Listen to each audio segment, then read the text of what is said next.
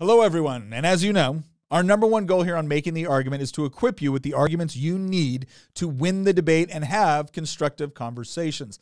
But it's not just about winning arguments, because it's also critically important that we actually know what we believe, why we believe it, and then how to defend it. And while I would love to sit here and think that we do a great job in each episode of executing this goal, we can't possibly believe that without receiving your feedback and input. So Hamilton and I have been discussing for a long time what the best way to communicate with you directly might be. And of course, there are things like Facebook groups, Telegram channels, and Discords, but all of these are excellent one-way forms of communication. One of us sends a message to the channel, you all see it, maybe reply, but they all lack the actual face-to-face interaction needed for us to really know who you are and understand the conversations and debates that you're having with family, friends, and coworkers. Winning the debate can simply consist of you listening to the podcast on Tuesdays and Thursdays. In order to really prepare yourself for the mental battle you're heading into, you have to be able to participate in conversations with other people. And that brings me to my next point. Hamilton showed me an app called Volley a few weeks ago, and we haven't seen anyone else using it in this space, and it's pretty incredible. Essentially, it's an app that allows our team here in the studio to chat face-to-face with you at any time with individual video messages. But not only are we able to chat with you face-to-face, you're going to be able to chat with anyone else who listens to the podcast and is a member of our Volley channel. I know Hamilton is very excited because he wants to be able to go to you all before each episode that we record and get your thoughts on that episode's topic. As an example, I know he's planning to jump in tonight and get your ideas on the Great Reset, which we will be discussing in this Thursday's episode. Myself, Tina, Christian, and Hamilton will all be active there, looking forward to discussing these topics with you. Remember, if we genuinely believe in the principles of liberty, then we do have an obligation to be able to make the best argument we can in order to win the hearts and minds of the people around us. So please take this next step, click the link in the description of this podcast, and we'll see you in our Volley chat to continue the discussion there. And once again, thank you. Welcome back. And on this episode of Making the Argument, we're going to discuss the Dutch Uprising. That's right. If you didn't know, there's actually a huge protest going on in the Netherlands right now because of some things the Dutch government has done, which could lead to the stealing of farmland from literally tens of thousands of farmers over there. And we're going to talk a little bit about why they're doing this, what the farmers' response is, and what the government's response is to what the farmers are doing. It's going to be an interesting episode. All that more coming up on this episode of Making the Argument. We appreciate you joining us for this hour. If you walk away understanding more about how to make the argument for what you believe, I hope you'll let us know in the YouTube comment section and listen for you on Apple Podcasts and Spotify. All right, as always, I am your host, Nick Freitas, member of the Virginia House of Delegates, but other than that, a fairly good person. With us, as always, my beautiful bride, Tina, Queen of the Bees. Hello, everyone. Our resident historian and political prognosticator, Christian Hines. Hello. And then, of course, producer of producers, Nicholas Hamilton, the good Hamilton, the one that doesn't like central banking. Hello. All right, I think I'm saying that quicker every episode. Yeah, it's like, because time is money. Money's time. Let's do this. All right, so if you have been paying attention on what's going on the last week or so, huge protests going on in the Netherlands. And you might be thinking to yourself, Nick, why is this relevant to me here in the good old US of A? Well, we're going to explain all that. Let's go to this first article and just kind of give you some insight. And my gosh, the article kind of says it all in the headline, explained why Dutch farmers are holding protests over emissions. Okay, so here's what happened. The European Union has these guidelines with respect to global warming, climate change, and a lot of that has to do, we've all heard about this stuff on limiting carbon emissions, trying to come up with different schemes where different companies can trade carbon credits, et cetera. Well, now they're also including nitrogen into this because nitrogen is a big part of fertilizers that are used in farming, and it can have adverse effects on groundwater, soil, water runoff, things of that nature. And so the government of the Netherlands decided that, well, we're going to crack down on this. And so they want to drastically cut their nitrogen emissions or the use of nitrogen, et cetera, by 2030. And in order to do this, they're actually putting restrictions on farming, which could cause somewhere in the neighborhood, I think it's 30%. Scroll down a little bit. They might actually, there might be some updated numbers on this, but I want to say it was around 30% of Dutch farms could be forced out of production, out of their current production, In fact, wait a second. Here we go. What is the government proposing? Okay, the ruling coalition wants to cut emissions of pollutants, predominantly nitrogen, oxide, and ammonia by 50% nationwide by 2030. Ministers call the proposal an unavoidable transition that aims to improve air, land, and water quality. They warn that farmers will have to adapt or face the prospect of shuttering their businesses. So again, this is affecting. We're not talking about like 4 farms here in the Netherlands. We're talking about tens of thousands of farmers being affected by this. And what you need to understand, because a lot of people think, well, the Netherlands, I mean, that's a fairly small country, and it is. It's something like, I think, half the size of New Jersey. I mean, it's fairly small. It's densely populated, though. Densely populated, but fairly small.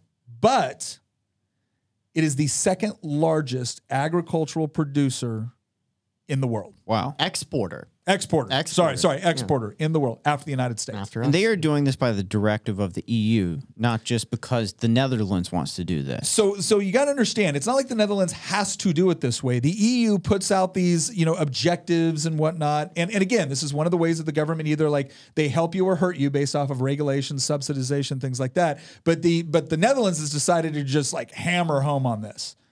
And so we're now talking, but again, here's the interesting part. There's 2 components to this that aren't as obvious. But once you do a little bit of thinking, you realize, oh my gosh, what the heck is going on? The first one is this is the same EU telling everybody that we're on the cusp of experiencing potential famine in certain parts of the globe because of the war in Ukraine.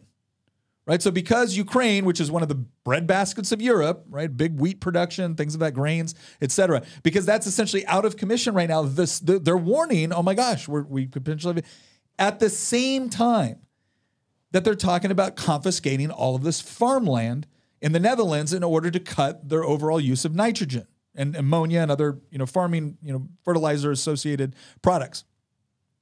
Now, what you also need to understand is that there's also been a big push within the current government within the Netherlands to take immigrants and refugees, right? Which nothing in and of itself wrong with that.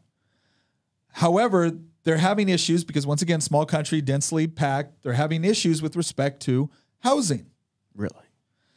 And lo and behold, the same people that are pushing to meet these 2030 deadlines, to meet these 2030 goals, and to literally confiscate this farmland, I'm sure they'll pay people for it. They'll pay people for farmland they don't want to sell. Are then also proposing that gosh, wouldn't that be a great place to be able to set up affordable housing for the influx of people coming into the Netherlands? So you have a government which is pushing this idea, and the whole concept is we got to save the planet, so we got to cut down nitrogen. At the same time, they're acknowledging that we could be facing major food shortages and rising food costs as a result of supply chain issues, inflation, and what's going on in Ukraine. At the same time that they have an influx of people coming into the country that they need to find housing for. And people are coming to, I would suggest, the not so crazy conclusion that maybe this isn't just about saving the planet. Maybe this is about a particular government within the Netherlands deciding that they needed a good excuse to confiscate farmland, not to mention the fact that this is also tied to something else we're going to discuss a little bit later that has to do with trying to, let's say, use COVID and everything that's going on to push people in a different direction with respect to their diet, with respect to agriculture, with respect to livestock. And so there's a lot of people looking at this going, you are literally going to rip our livelihoods away from us in order to push this particular agenda. And they're not very happy about it. And to prove it, let's go ahead and go to our second article. And this is Dutch farmers form freedom convoys to protest the government's strict environmental rules. So, as you can imagine, farmers are not taking this lying down. In fact, you're talking about 400,000 farmers gathering together. And again, you got to remember, this is in a much smaller country. So 400,000 farmers gathering to protest this is significant. And when I say protest, I don't mean, they rallied around the government square for a couple of days with placards saying, let us farm.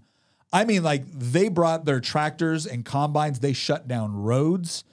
They have just, stopped production in certain things so that people are actually feeling this at the grocery store so they can actually get a taste, no pun intended, of what it looks like when agricultural production in the Netherlands is shut down significantly. But a lot of people are comparing it to what went on in Canada with the Freedom Convoy up there. But again, this is a significant protest movement, and it's gaining a lot of traction.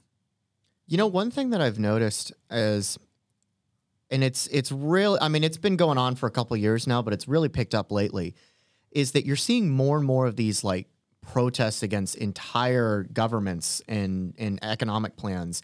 We saw it, as you said, we saw it in February with the truckers in Canada. And even though they didn't topple Trudeau, they did topple the leader of the Conservative Party. Mm-hmm. And now they've got an open position where, you know, people are trying to fill that to take on Trudeau in the next election. And they've also toppled the government in Sri Lanka. Yeah. Which there's actually, today we're talking a lot about the Netherlands, but there's actually, if you look into it, there's a lot of overlap in some ways between, now they're different economies, they're different levels of development. Sri Lanka is a developing economy, but a lot of the stuff that's happening in the Netherlands also took place in Sri Lanka. So it's, the reason that we're talking about the Netherlands here is because there's a lot of similarities between the Netherlands and the United States in terms of they're both developed countries, they're both relatively wealthy countries, and they're both trying to impose these top-down rules. But don't walk away from this episode thinking that this is just a little flashpoint in some little tiny country in Europe. This is a broader issue that is popping up all over the entire world and has been for, what, 2 or 3 years now? 2 years, basically? Yeah. Well, no, and I mean, that is the point, right? This is not something, if it would have just been the Freedom Convoy up in Canada, that would have been interesting. But it's the Freedom Convoy in Canada. It's the people in Sri Lanka that, you want to talk about storming a capital or storming a presidential palace? The people in Sri Lanka did it and stayed until they got what they wanted. And even when the president and the prime minister said they would step down, they said, cool, we'll wait here until you do. Like, I mean, it was legit. They were not leaving until they had new leadership within their government. And what's interesting about Sri Lanka is that even though it's a developing country, if you look at it regionally, their GDP per capita is actually doing pretty well comparatively with respect to the region. Until this economic crisis, Sri Lanka was one of the faster growing economies in the region. Again, they're not as wealthy as the Netherlands, but they had been moving in the right direction until recently. And what I find so fascinating about this topic is that the same sort of economic policies and central planning and government dictates that basically collapsed the economy in this developing country in Southeast Asia, there's a lot of overlap between that and what they're trying to do in the Netherlands. And it's so surprising that in a time when we're talking about potential food shortages related to many things, COVID, the economic collapse, the Russian invasion of Ukraine, which is also one of the world's largest agricultural exporters. It's incredible that at the same time, you've got the government in the Netherlands that is basically trying to shut down up to 30% of all the farms in the second largest agricultural exporter in the world. Mm-hmm. It makes absolutely no sense. It makes no sense. Well, it's interesting, too, because as you read up on this, you look at the Netherlands. I mean, again, I'm going to read this off right here. The Netherlands has a strong agrarian and livestock sector, which produces significant agricultural exports, and the country is the second largest exporter of agricultural products in the world after the United States. Again, that is fascinating because the United States is enormous. Yeah.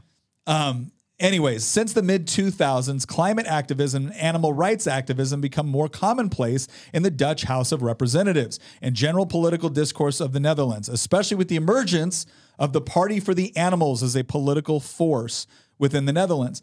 But again, so much of this seems to be tied. And I think it's also interesting to point out here that there always seems to be like a rural and urban battle with respect to things like this. Yeah. I mean, you literally have some people that think their food just shows up packaged at the grocery store. The food fairy delivers it to your local. Have no idea the amount of time, effort, work, labor, risk that goes into producing all of this. And the same people driving around with things that say, you know, farmland lost is lost forever are the same ones that want to bulldoze it, put up like industrial solar fields, or they want to put up, you know, cheap urban housing or suburbs. Can I get you to briefly talk about that? Because I do think that this can give our audience a little bit of idea of what's going on in the Netherlands, because we had something similar in Virginia where when the Democrats were in control of the state legislature, they were trying to do certain things to rural Virginia with solar farms. They didn't try. They did it. It was called the Virginia Clean Economy Act. And what's interesting is that it didn't have the same sort of thing that you're seeing right now in the Netherlands, where the government literally came in and said, if you can't match these numbers by 2030, right, you're losing your farm, or you can't produce anymore. Yeah. Well, what happened in Virginia is they passed the Virginia Clean Economy Act, which told Dominion Power and the other power producers within Virginia that so much, like a certain percentage, had to be renewable resources by a certain time. Okay, well, do you think they went into urban areas and bought up a lot of like really expensive urban territory in order? No, they came out to agricultural areas. They came out to forested areas, and they bought them at reduced rates. And then a lot of it was foreign companies that would come in, buy up the property because they would get the initial subsidy in order to do all of this. Bulldoze the trees. Bulldoze the tree. I mean, and when we're talking tens of thousands of acres of farmland and forestry destroyed to make way for industrial solar fields that everybody admitted was not going to meet our energy needs. So this was the way we were going to save the environment, was by bulldozing it, and destroying agricultural output. Mm-hmm. And again, they punish what they don't like. So at the same time they were doing this, they were putting increased penalties and increased restrictions on farmers when it came to the amount of fertilizer they were using, what they were using, because they always blamed the Chesapeake Bay issues on our farmers, even though if you actually dig into it, you're going to find that a lot of the runoff that goes into the bay, it's not farmers in the Shenandoah Valley. It's DC. It's people fertilizing their yards, right? Because they want their grass to look nice and green, and then that running off in the gutters, going into the stormwater, and then going right to the Chesapeake Bay. It's not even just that. It's the sewage runoff from Arlington and Alexandria and DC. We're dumping directly into the Potomac. Yeah. It goes right. The reason that I bring this story up, though, is because as we're going to get to in this podcast, some of the motivations inherently, not explicitly, but inherently behind the actions that the Democrats initiated in Virginia for luckily only for 2 years, but have been pushing in other states like New York and California are some of the best examples of this, are very, very similar to what is going on in the Netherlands. And I say this because I want our audience to understand that this is not just something on the other side of the ocean that, oh, it's just some interesting, neat thing, I'm glad I learned about it, and then I'm going to forget about it in 3 days. No, this is part of a broader narrative that has been pushed on many, many countries, developed, and everything in between. Well, and a lot of people that listen to this podcast, watch this podcast, might be familiar with the whole UN Agenda 21. And this was kind of a top-down approach that the UN was pushing on governments in order to try to essentially strip property rights. And they had a mechanism, and they had a kind of like an ideal standard for what should urban development look like, and what should cities look like, and should we have more like high density housing within these urban areas, and more land that was essentially put into like non-productive capacity. So it was like reclamation. Or it would require the land to just sit and you couldn't do anything with it. And they were subsidizing people to do that. See, that's always the first step. The first step is always, I'm going to pay you to not produce. Mm-hmm. And then when that doesn't do it, they move on to, I'm going to punish you if you do produce. Well, the Netherlands has gone from, we're going to try to incentivize you to do what we want, to, we're going to punish you if you don't do what we want. Yeah. And you can tell because when Dutch farmers started to get out of protest, we saw this article come up. And it was police fire on Dutch farmers protesting environmental rules. Now, when you read a little bit more into this, you find that one of the most, egregious acts of this was the Dutch law enforcement. And it's interesting, they're making a distinction between local law enforcement and federal law enforcement within the Netherlands. The federal law enforcement has been far more aggressive on how they push this, whereas local law enforcement, for obvious reasons, is, I'm probably not going to shoot at my buddy Sven, right? Who grows the tulips over there. But the federal law enforcement is coming in, and there was a kid, a 16-year-old kid, and a tractor. Tractor tried to go around the police barricade. The police shot at him, missed him by like centimeters. And then they immediately took him into custody, and their official report was he tried to charge our barrier. He tried to run into us with his tractor. Well, modern era. A lot of people got cell They phones. had it They on took video. video of it. And again, if you watch this video, you do not come to the conclusion that this 16-year-old kid was trying to kill a bunch of cops with his tractor. You come to the conclusion that no, actually, he was just trying to get around the barrier, right? Yeah. He was engaging in a form of civil disobedience. By the way, this is not supposed to be an episode about gun rights, but I just want to remind people briefly, if they don't know, what the gun laws are in the Netherlands. So in the Netherlands, the only people that can possess a firearm are effectively law enforcement. Yeah. You can get a gun if you're a hunter or you're a collector, but it's heavily, heavily restricted. I don't even think it's legal at all to possess a firearm unless you're, I think, like 25 in the Netherlands. And this was a 16-year-old kid.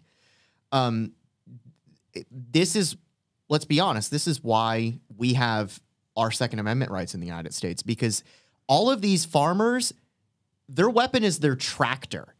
And none of these people are using these tractors, despite the claims from the government in the Netherlands. None of these people are using these tractors to hurt anybody.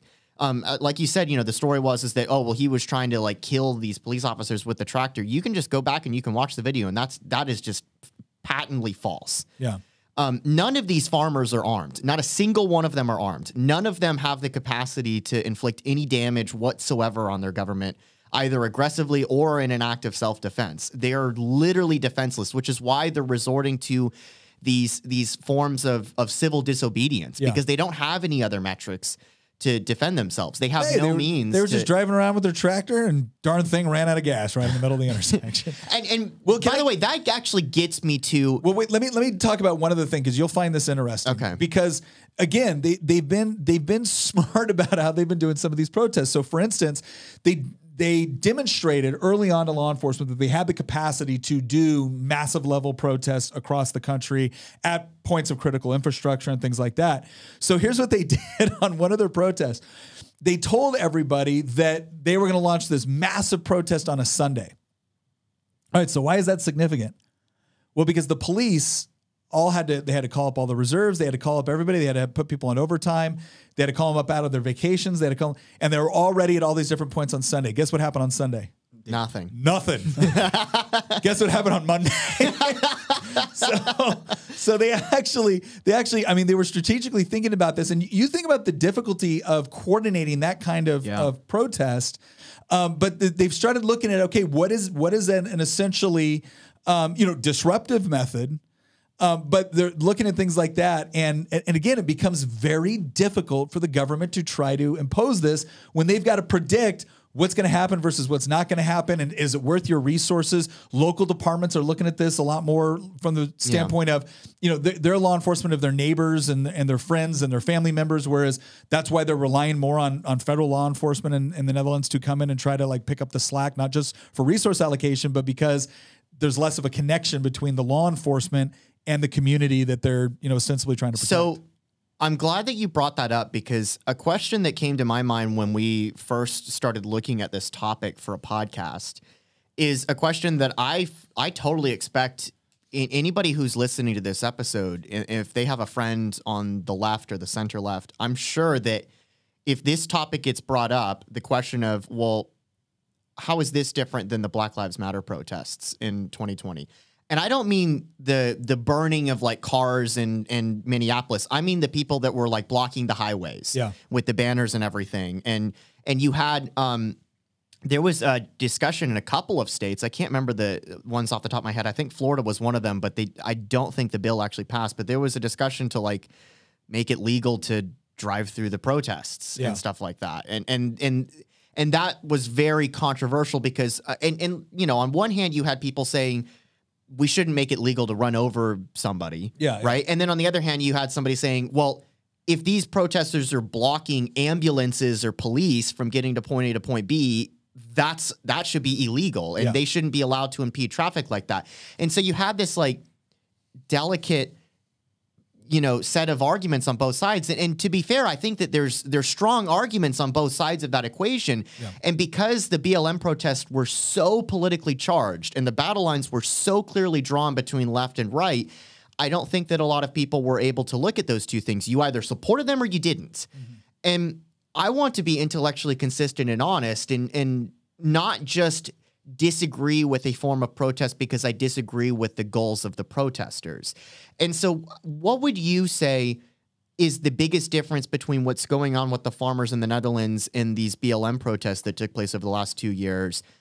And where would you, especially since you are a legislator, like where would you draw that line in terms of this is acceptable, legitimate protesting behavior against your government that should be constitutionally protected, and this is illegitimate mob rule? So here I think there's actually two distinctions here. So first of all, let's talk about the difference between like the BLM protest and the farmers protest. I think the BLM protest, now there's going to be a lot of people on the left say, how can you not see it? I'm sorry, but if you look at the statistics, if you look at the modern day statistics with respect to law enforcement engagement with the population, what you're going to find is that a lot of the claims that were made by BLM are like verifiably false. No. Black suspects are not just being arbitrarily shot by white cops whenever they feel it. It's not going on. It's not happening. And then they would come out and deliberately lie about things. And the Brown case was the whole hands up, don't shoot. When you looked at all the video for that, it's like this. It was obvious that this guy was trying to beat up and take this officer's weapon, and then the officer shot him. And you see this with other cases as well. Now, contrast that with other cases where BLM came out and said this was a problem. Like for instance, the episode that happened down in Georgia. You didn't, I mean, you saw people like me and everyone else saying, no, I'm sorry. You can't do that. You can't chase down this guy and shoot him. Another like this. example was and that he got prosecuted and they got convicted of murder. So one is the distinction on what are they actually arguing for? And is there a intellectually rigorous argument to be made? And I think that a lot of what BLM was, supposedly protesting was problematic with respect to the examples that they were using. The second component is, how are you protesting? Well, BLM wasn't just blocking roads, right? There were some people who were doing that, and there were some protesters. But then you saw this other element, and some of it could have been associated with BLM, some of it associated with Antifa and other groups. But, I mean, you're setting businesses on fire, you're looting stores, you're doing things. Okay, that's not going on here, right? So very, very different kind of practical application of what you're protesting. So the first question is, what are you protesting? The second question is, how are you protesting it? Now, I will tell you right now, when the government says we're going to remove these tractors from an area, or we're going to move, or we're going to prosecute you for, I think they're enforcing a law which makes sense for them to enforce. Right? This whole idea that should the government's response to these protests to be, we're no longer going to enforce the law? No, I don't expect that. By the same token, it should cause you to reevaluate the law that you're actually trying to enforce. So we have a history of civil disobedience within the United States. And a lot of that civil disobedience was conducted by people that knew they were breaking the law, but thought the law was unjust and therefore it was worth it to break it. Or they were trying to break it in a way that could get the massive amount of attention so people could become aware of what was going on. Yeah. So I think it's one of those strange areas where you look at, we're like, okay, I understand why the government would say, we can't have you blocking major traffic and preventing goods from getting to market or people from getting to work or things like that. But when people are willing to be arrested for doing this in such large numbers over something, the question is cost-benefit analysis with respect to the protester. Like, are there some times where it is morally justified to break the law? Yes. And then the question the government has to answer for themselves is the law that is currently being broken, is it something that we should be enforcing in the first place? Or is this an indication that maybe we've done something wrong?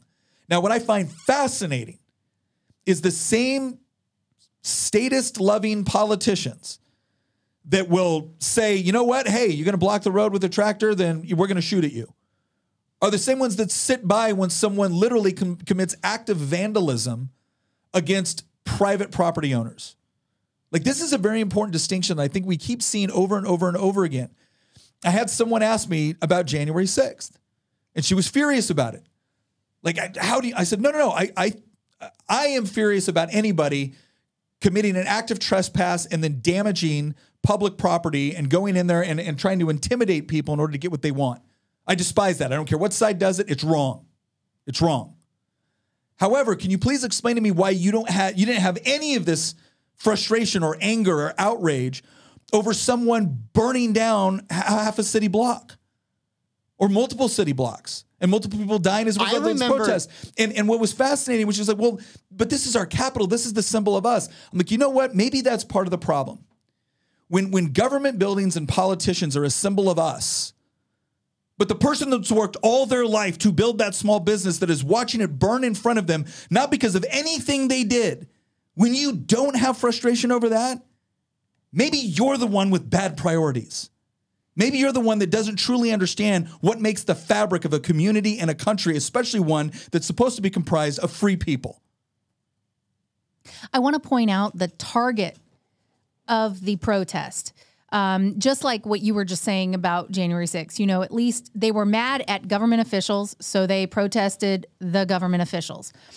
Not saying that everything that transpired was correct. No, clearly it wasn't. But also, everyone wasn't there to do what the left tries to say they were doing. But what I will say is that nothing says, you know, take your emissions laws and shove them, like flooding the roads with 400,000 tractors. Or people, not tractors. People, oh, okay. I thought it was tractors. Hundreds, if not thousands of tractors. Okay, so thousands of tractors probably. And I don't know about you, but I mean, I come from a farming family. I know how much gas those things take. And I mean, they're bringing their combines out there and everything else. And I would say their issue has to do with emissions. Their protest has to do with emissions and visibility. Now, one thing that we didn't point out is that these guys the farmers have been dealing with these cuts in emissions and having to take the brunt of their environmental policy since the 1990s. So they've had the boot on their neck, basically, telling them, you know, make bricks without straw. And they're trying to feed their country and multiple other countries. And these are farmers, but the people aren't listening. Look at that, 1990s. That's been 30 years that they've been dealing with this. Oh, and that's gonna make me feel old.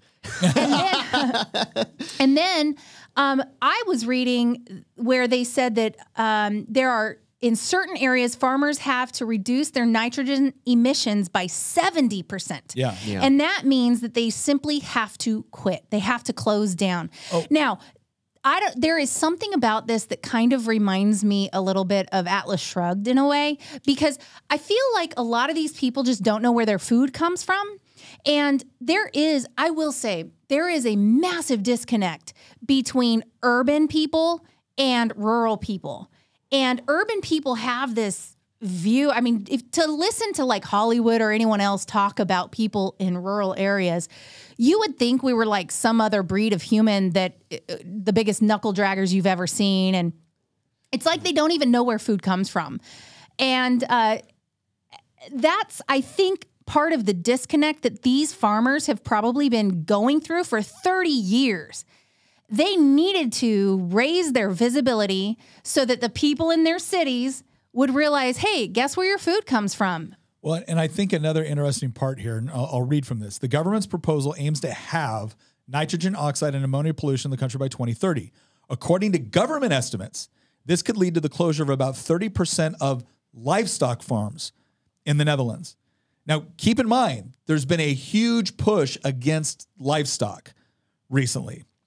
But again, when you're talking about one of the countries that you're depending upon to feed not only the Netherlands, but the world, and especially Europe, I mean, that's interesting that you're being specific on what you're cutting in order to hit a particular industry, and then you want to confiscate certain property, which you can then use for other government purposes. I mean, yeah, there's a reason why. And this goes to the other point about your question. If you get to a point where you have to engage in a particular civil disobedience in order to get people to understand the consequences of a particular government action, because we talked about this before, right? We don't legislate intentions, we write laws. Yeah. And laws have consequences. And what they're basically doing right now, when they take a tractor or a combine out of production and block it, and they prevent the flow of goods coming into the grocery store from two components. One, there's less goods that they're actually producing. Two, they're preventing the flow of other goods to get in there. They're giving everyone a look, a taste, again, no pun intended, of what it's going to be like when these products are no longer in the grocery store. So that now when you decide whether or not you want to back this particular politician and their good idea to we just want to cut pollution. Okay, well, here's the way they want to cut pollution. Here's what they really want to do with it. And oh, by the way, here's how it's going to affect you on a very, very personal way. And what I find fascinating, because a lot of these recent protests started on June 10th, then 29 June, 4 July, 5 July. On 6 July, police fired shots at tractor-riding farmers after attempting to blockade a highway in Friesland. Nobody was injured. Some fishermen have begun blockading ports in solidarity with the farmers. By the way, another thing that's worth mentioning is you've got this, but the Netherlands also has an inflation crisis, just like we do currently. Their inflation rate is actually, I think, currently higher than the U.S. Well, and they also and gas over there is $8 a gallon. Yeah, I think. Now, granted, everybody uses a bicycle because it's a small country, but the point is that what you were bringing up in terms of like the impact that this is going to happen. Have on the country in terms of like potential food prices in the second largest agricultural exporter in the world, that combined with the inflation crisis, because the exact same problem that happened in the US with low interest rates and printing money, the European Central Bank did the exact same thing. And the Eurozone is going through an inflationary crisis just like the United States is. And some of these countries are substantially higher. I think it's in the Czech Republic. It's like almost 20% now. Yeah. And it's worth bringing this stuff up because when you end up walking away from this episode and thinking, okay, what's happening in the Netherlands is wrong, and it's also very similar to certain policies that have happened in other countries like Sri Lanka or countries like the United States or states within the United States, you might end up thinking, who is responsible for this? And I know that you've got a broader narrative, but I want to bring up something that I don't imagine that the average person can tell you, who the ruling party is in the Netherlands. Well, the Netherlands is a multi-party parliamentary constitutional monarchy. It's got a similar government as, say, the United Kingdom. And the current ruling government in the Netherlands is the VVD, which is their center-right party. And I bring that up because we do not shy away from taking shots at bad Republicans on this show. Yeah. We are not an explicitly partisan podcast by any means. We all identify as conservatives. We all come from the right in the U.S., but that does not mean that the Republican Party, which is roughly identified as being the center-right party in this country, that does not mean that they are not without fault. We've talked about this many, many times, especially on economic things with money printing and stuff like that. And it is worth knowing that it is not simply sufficient to just vote the socialists out of office, because the Socialist Party, the Labour Party of the Netherlands, they're not in government. They've got 18 seats between the two of them. The current ruling government is the VVD, which is the center-right party in the Netherlands. And it's just worth knowing that it's not just enough to vote against the explicit left-wing parties. You have to elect people that share your principles within your own party. Mm-hmm. Because some of the greatest advancements of progressivism, left-wing politics, socialism, dare I say it, Marxism, hasn't come from the left over the last 50, 60 years. They've come from the right refusing to stand up and stop it from happening. It's come from people who are complicit on the right. People forget that the EPA, that was a Republican president that set that up. Mm-hmm.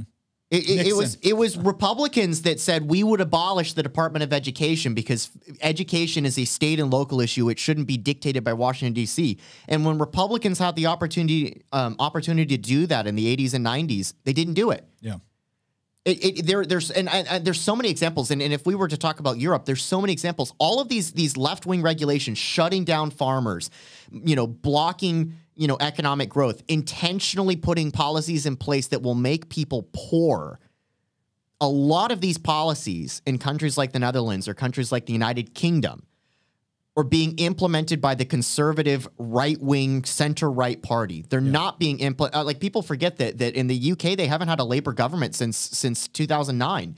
In the Netherlands, they haven't had a Labour government since at least 2009. The current ruling party and the current prime minister has been in office for 12 years. Yeah. And so, again, and there's other stuff too that I know you're about to get to, but that's just something that you've got to remember, is that you've got to be careful who you're voting for. It's not just enough to vote for the party label. You have to understand the philosophy, the governing philosophy of the people that you're electing and where they're coming from, because party label is not sufficient. No, it definitely is. And I think this has been proven over and over and over again. And more what you see is, there's this concept called the Overton Window, right? And the Overton Window is what's considered kind of like the realm of like acceptable or popular political thought from left to right.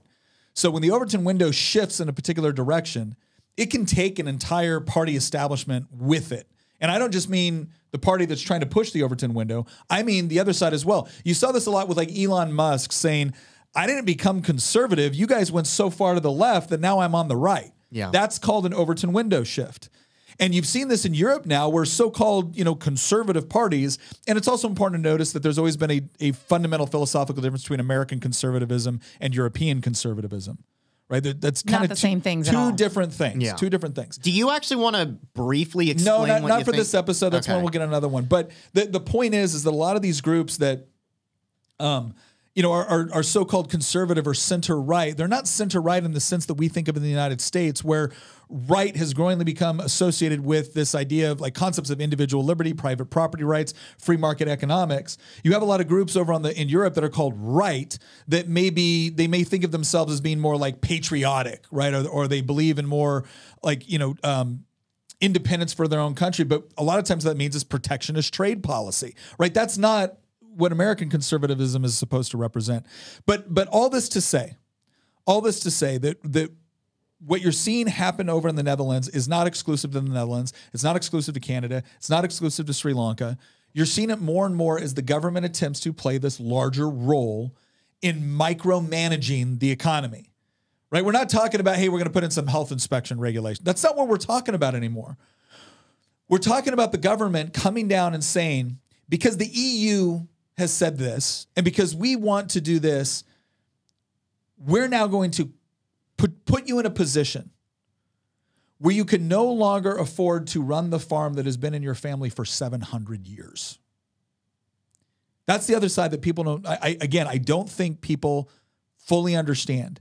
That in the United States, in my district, in Culpeper, Virginia, and Orange County, Virginia, and Madison, Virginia, I can point to people that have been on the same land for over 300 years. Their family has been on that land, which is phenomenal when you think about it. That's incredible with the amount that people move and whatnot.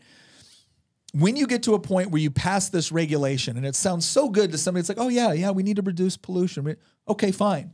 But if you insist on doing it a particular way, what you're essentially doing is you're telling somebody that may have been farming that same land that you rely on to be able to go into your grocery store and get all the things you want. If that means they have to take 200 acres out of production, that farm is no longer viable and it goes away. It's dead. It's done.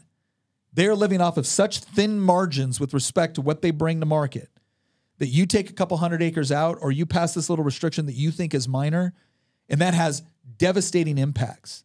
You want to talk about supporting the family farm how the heck do you think that happens when you run them out of business and they have to consolidate or sell off their land to a developer in order to put in an industrial solar field or a subdivision? Right? That's what you're doing with this. And people don't seem to understand that that's the practical outcome.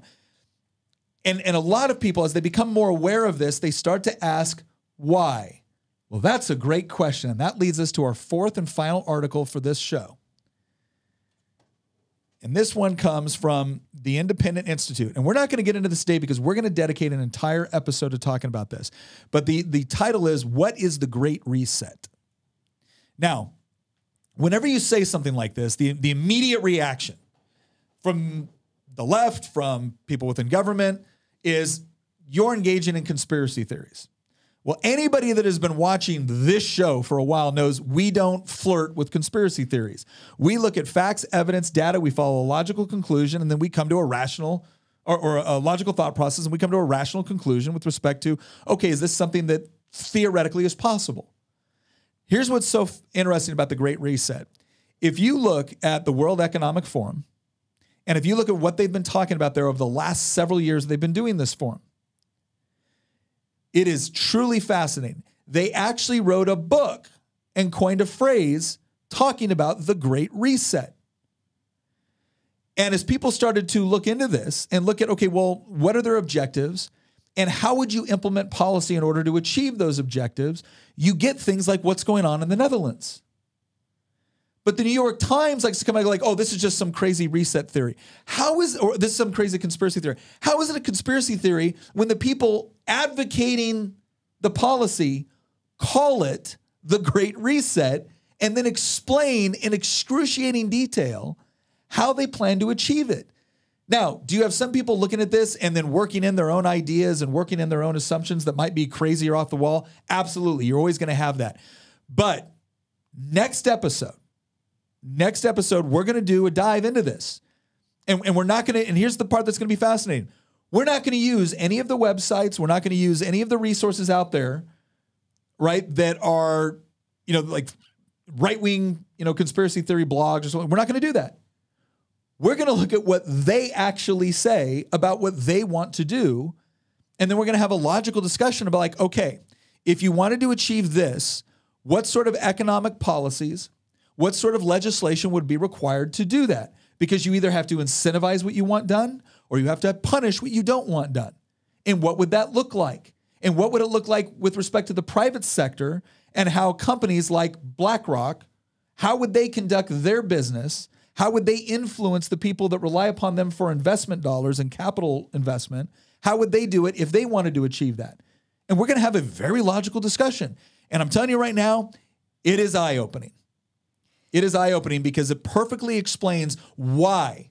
It perfectly explains why you would look at a country, the Netherlands, in the midst of high inflation, in the midst of a war in Eastern Europe that is shutting down one of the breadbaskets of Europe and other parts of the world, why a country would decide at that moment in time that we're going to engage in economic and environmental policy that is so devastating to our own agricultural sector and economy, but we're going to do it anyway. And everybody else would look at this going, this doesn't make any sense. Even if you thought it was a good idea long term, it doesn't make sense right now. Why would you do it right now? And it is not because the government of the Netherlands thinks that the ocean is going to swallow its country within the next 10 years or we're all going to die from climate change. It is not because of that. It is because of a very, very different worldview, a very, very different outlook on individual liberty versus central planning and government control. And we're actually going to go into, again, next episode, we're going to make the best argument possible for why they could be doing this. And then we're going to demonstrate why it's utterly ridiculous. I wanted to just point out one more headline just for the fun of it, salon.com. Now, I mentioned earlier that we have a real disconnect between the left and right, and oftentimes it's rural versus urban.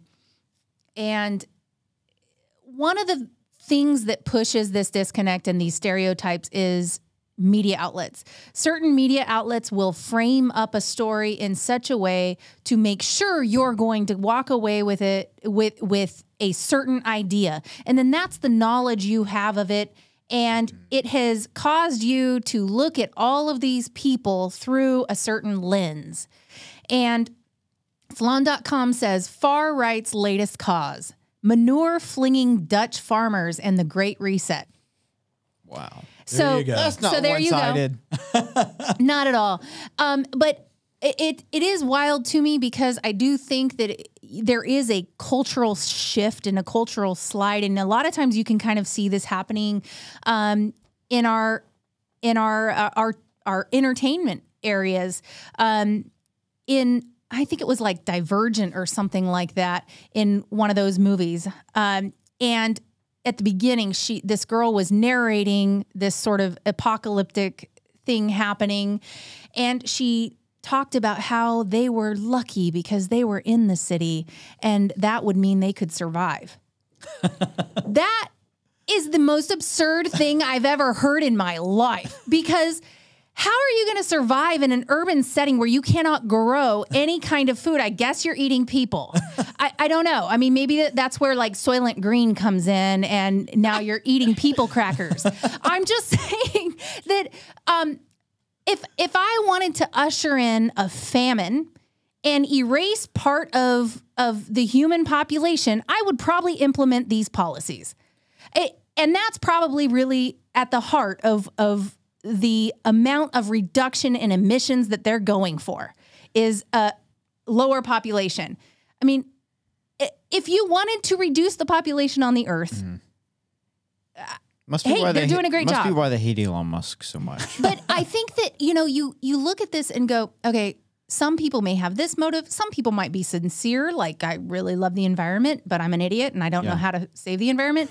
And I mean, maybe, but you could even just look at, some people go in there and go, oh, this is a good way to box these people out of this land that they've been able to hold on to. And we're going to wrestle this back away from them. And I can do whatever I want with it, with this cheap land. And you kind of, I mean, I don't know if anyone has heard of there's a Tahoe Environmental Council thing. I can't remember it's the TRPA. And they're well known for regulating people out of their homes. And I mean, they can literally confiscate your home if you don't do what they say. And they make it really, really difficult. But if you can grease their palms with enough green, like cash, you can go ahead and get through whatever it is you want. And it's amazing. And that was all done for environmental policies. But then they're being able to confiscate people's, homes that they've had for however long and jack up prices. So I just think that this goes so much deeper, and there's a lot of different motives. I think we're going to have a lot to talk about on Thursday. We are. Yeah. Nick, I got one question for you before we close out here. So let's say I'm having a conversation about this topic with someone about the Netherlands, and they say, well, we still need to do something about climate change. Yeah. What would your response to that be? Well, again, I think whenever you look at a major problem or challenge within society, the first question you have to ask yourself is this going to be made better by giving politicians and bureaucrats more control over individual choice, over the marketplace, over property rights? And then what I like to do is I ask somebody. I've had students ask me this question before. Delegate Freitas, do you believe that climate change is a big problem? I said, well, let's assume that it is. Okay, that we may have differences of opinion on whether, to the degree that it actually is, but let's assume for a second you're absolutely right and this is a major problem and it requires major action right now. Here's what I would like to ask. All of the countries that have, massively interfered within the economy, within private property rights, that have engaged in central planning to address this issue, or that have just been countries that have this sort of government control that you're saying that you want or you think is necessary over the economy in order to achieve a cleaner environment. Can you point to one that you think is a good one for us to emulate? Like, is it the former Soviet Union? Was it Cuba? Is it communist China? Is it, India under, socialist management? No, they always say Sweden. We did a Y-Minute on this related to the environmental catastrophe that the Soviet Union triggered in the Aral Sea. With the Aral Sea, which is it used to be one of the largest lakes in the entire world in the middle of Central Asia, in the middle of all those countries that end in stan. And back then, that was in the 70s and 80s, it was part of the Soviet Union. And the Soviet Union had this grand plan to literally bend nature to the will of the Communist Party. And it was supposed to preserve the environment and also massively, increase cotton exports and stuff like that. And the result was so they implemented this plan. And the result was a complete disaster. So it was one of our best performing Y-Minutes ever, actually. So if you get a chance, go take a look at it. No, it's a good thing. I mean, but the short answer to someone like that is you and I do not disagree on wanting to protect the environment. Right. We don't. The question is what's the best way to achieve it? Now, as I look at all of the advancements that we've made with respect to being more efficient or being more effective with the use and allocation of scarce resources, here's what I find. You predominantly get good, sustainable solutions from the marketplace, which is nothing more than millions of people working together in voluntary cooperation in order to achieve something. You generally get horrible government mismanagement when you put the power in control of politicians and bureaucrats. So it's not that I don't think we should be concerned about the environment. It's not that I don't think that action isn't required. The question is where's that action to be placed? Sure. Because if your solution is we're just going to put the right politicians in charge and they'll take care of it. Well, I got news for you. The sort of politicians that are advocating the sort of government control that you are being told is necessary every single time those sorts of politicians have been given that power, they run their economy into the ground, and the next thing you know, nobody cares about the environment.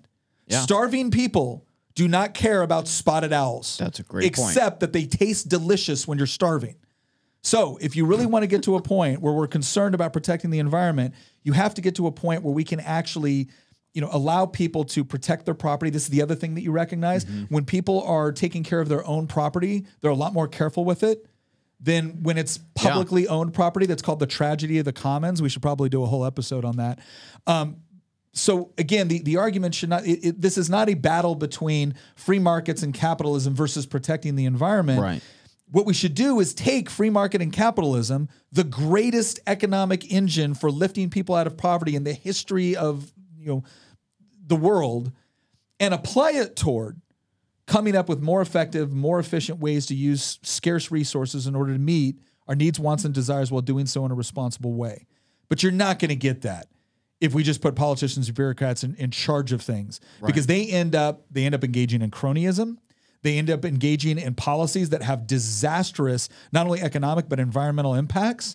And then when they fail, do they ever say, oh gosh, I guess we were wrong, we should try something? No, they always double down and demand more power. Yeah. So that's the biggest thing. If you really care about the environment, you're going to do what's best for the environment, not just what makes you feel better about the environment. All righty. Well, I think that's all the time that we have today. Once again, thank you for joining us. We hope you found this episode useful. Again, this is one of, we're going to do another part on this because we want to talk about the Great Reset. But again, we want to talk about the Great Reset and the idea not as it may have been caricatured. We want to talk about it from the very people that have been advocating for it. And then I'm going to use my experience as a legislator and what I've seen from policy, how I've seen legislation get crafted, how I've seen similar legislation get crafted here in Virginia.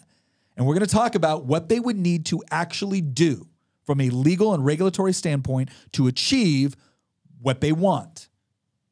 And I think by the time we get done with that, you're going to realize that there is a very, very dark and potentially tragic side to all of this. But maybe not. Maybe you'll think it's a great idea. Anyways, we'll see that. Again, thank you for joining us in this episode. We'll see you next time.